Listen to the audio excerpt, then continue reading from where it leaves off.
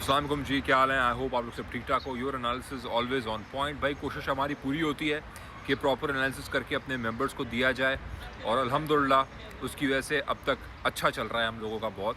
अब इस वक्त सूरत हाल जो मार्केट की है वो देखना ज़रूरी है। 79.5 की जो फ्लोर है बहुत इंपॉर्टेंट है, तो ये फ्लोर मेरे लिए बड़ी इंपॉर्टेंट है इस वक्त, ठीक है। और इस वक्त जो असल बेरिश रिजेक्शन है ना, वो है आपकी 200 मूविंग एवरेज जो बनती है, जहाँ से 2022 में रिजेक्शन हुई थी, जो 83.5 का लेवल बनता है, जहाँ से अगर हम ऊपर बैठे तो मैं ये कह सकता हूँ कि मार्केट इज़ बिग बुलिश। क्योंकि 2022 में जब यहाँ से रिजेक्शन हुई थी, जिस तरह हमें अभी मिली है रिजेक्शन, उसके बाद मार्केट ने एक बहुत बड़ा डंप लिया था। और ये एक बहुत बड़ा रीज़न है 38-48 के की जो परेड है, उनका ये एक्चुअल रीज़न है कि ये मार्केट उसी तरह प्ले आउट करेगी। ज़रूरी नहीं है कि मार्केट उस तरह प्ले आउट करे, मार्केट में बहुत सारे फंडामेंटल फैक्टर्स बदल चुके हैं। एक और भाई का कमेंट था कि जनवरी से आपने ऑल्ट कॉइन्स बाय करवाए हैं, तो अब उसका क्या सीन है? फरवरी से मार्केट वापस फरवरी की प्राइस पे नहीं गई। जनवरी दिसंबर में जो बीटीसी की बॉटम प्राइस थी, मार्केट वहाँ पे या उससे नीचे नहीं गई। ऑल्ट्स बेशक हमारे स्टक रहे हैं, लेकिन मेरे एतबार से हमने एक अच्छी जगह पे ऑल्ट्स को बाय किया है।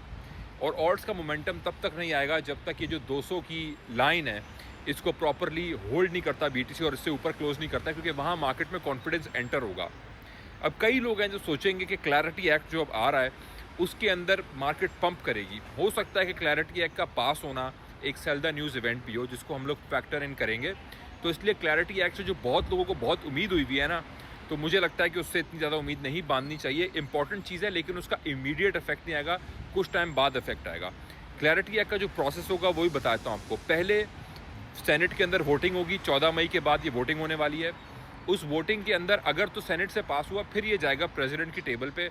और ट्रंप ने कहा है कि जैसे ही मेरी टेबल पे आएगा मैं इसको साइन कर दूंगा, इसको पास कर दूंगा, क्योंकि वो चाहता है कि यूएस जो है वो क्रिप्टो कैपिटल बने पूरी दुनिया का।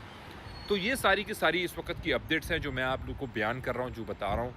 बुल आर्मी के अंदर सागा और ह्यूजलेस, ये मैंने मिड अप्रैल में दोनों कॉइन्स बाय करवाए थे। सागा का मैंने कहा था डेड कैट बाउंस है, एग्जैक्टली वैसे प्ले आउट हुआ, 70% प्रॉफिट स्पॉट में। ह्यूजलेस ने 2x दिया है हम लोगों को, EDU ने 2x दिया है हम लोगों को। ये सब हम लोगों ने अभी कल अपनी विन्स पकड़ी हैं ग्रुप के अंदर। INX को भी मैंने रखा हुआ है। एक आध और मैं स्पॉट के जेम्स हैं जो देने लगा हूँ। ZDC का मैंने आप लोगों को वीडियो में बताया था कुछ टाइम पहले। ZDC उस वक्त 320 पे था, फिर 500 से ऊपर गया। मेरे ख्याल से ZDC जैसा मूव अगर कोई और प्रोजेक्ट कर सकता है इस वक्त, वो टाओ कर सकता है। क्योंकि अभी रिसेंटली टाओ ग्रीन था जब मार्केट रेड थी, और जो ZDC ने पैटर्न बनाया हुआ था चार्ट के ऊपर, वो इस वक्त टाओ ने भी बनाया हुआ है।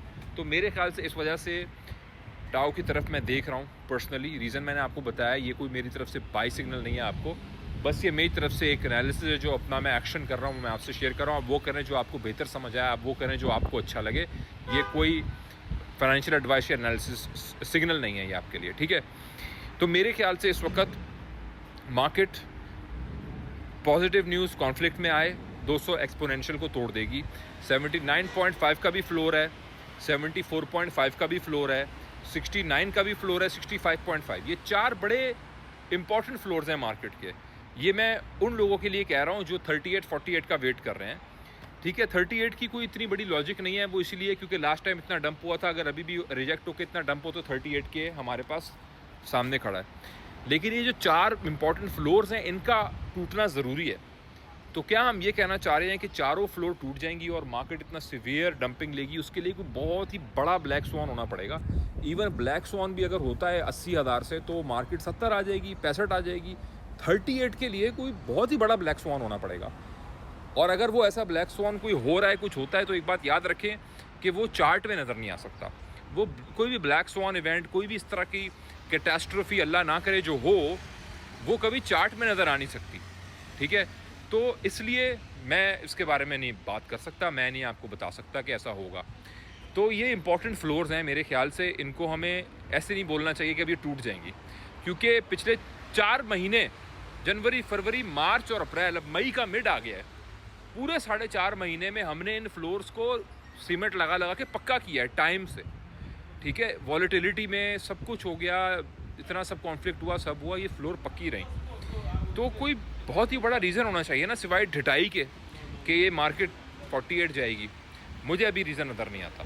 तो मैंने अपना ओपिनियन आप लोगों को दिया है, और जब मैंने कोई बात की है मैंने प्रॉपर एनालिटिकल रीजनिंग की बिना पे बात की है, चार्टिंग की बिना पे बात की है। तो मेरा ये ओपिनियन है इस पर। बाकी अल्लाह पाक की ज़ात बेहतर जानती है। अल्लाह करे हमने ओमान की सूरत हाल पैदा हो, मार्केट यहाँ से उठे, ऊपर भागे। और दूसरी चीज़ एंड में ये कि जो भी आप ट्रेड्स ले रहे हैं, जो भी ट्रेडिंग कर रहे हैं, इस चीज़ को समझ के करें कि आपने ट्रेडिंग में अगर आए हैं तो यहाँ पे स्टॉप लॉस भी होता है, यहाँ पे टेक प्रॉफिट भी होता है। यहाँ पे ट्रेडिंग में अगर आप आए हैं तो यहाँ टाइम देना पड़ता है, ठीक है। क्योंकि कुछ लोगों से मेरी बात हुई, टाइम नहीं होता। टाइम भाई, टाइम किसी भी काम को देना पड़ता है। अगर आपके पास टाइम नहीं है किसी काम के लिए तो वो काम आप मत करें। आप वो काम करें जिसके लिए आपके पास वक्त है। ट्रेडिंग आपसे टाइम भी मांगेगा, आपका ब्लड प्रेशर भी मांगेगा, बाल भी शायद मांग ले। It's not easy to manage trades and to live through that. तो इसलिए इसको ईजी मनी ना समझें। जो भी बंदा इस मार्केट में आ रहा है, और इस मार्केट में अगर आप आ रहे हैं, रहना चाह रहे हैं, तो आपको हर मार्केट का एनालिसिस करना पड़ता है। तो एनीवेज, इस लॉन्ग स्टोरी शॉर्ट करूँगा। ग्रुप जो बुल आर्मी ज्वाइन करना चाहते हैं मुझे कांटेक्ट कर सकते हैं। मेरे बायो में मेरी डिटेल्स मौजूद हैं। थैंक यू सो मच, जज़ाकल्लाह।